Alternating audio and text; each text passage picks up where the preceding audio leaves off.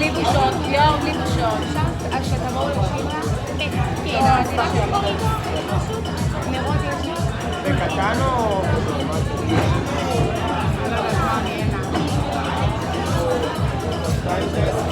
לא, תזמין את הקרם בורלה. יש שם קרם בורלה? תזמין קרם בורלה. לא. שירה לקרם בורלה. אפשר לנסות? שלא ישאו לי, איזה חברים אתם? בטח שכן. עכשיו אני הולכת להירדם.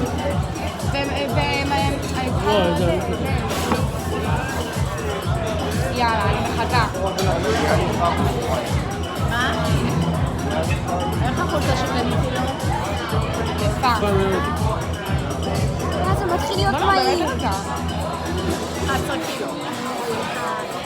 כמה מהיר זה? אליאור זה הבן אדם שהוא עולה מהר ויורד מהר.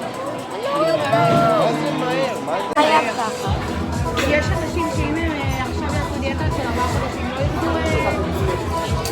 לא עושים כמוני, לא עושים כמוני. כן, גם נכון. נכון זה קשה? כן.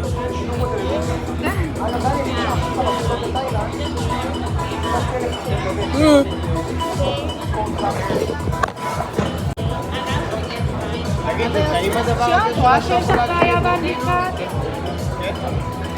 רגע, מה? הזמנו. באמת שהבורלה נדיר. זה עם פסיפלורה ומנגו כזה, לא יודע מה זה.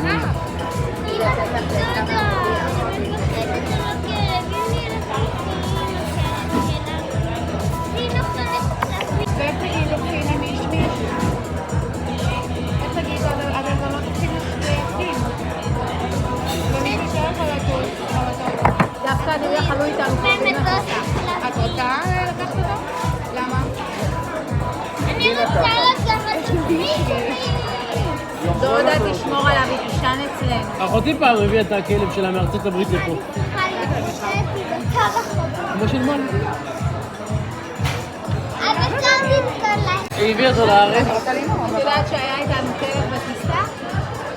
כלב לא קטן, כזה. מה פתאום? לא. היה איתנו, לא, תראי מה הולך בהרצליה. חפצים ושלטים מתפוסים חלונות.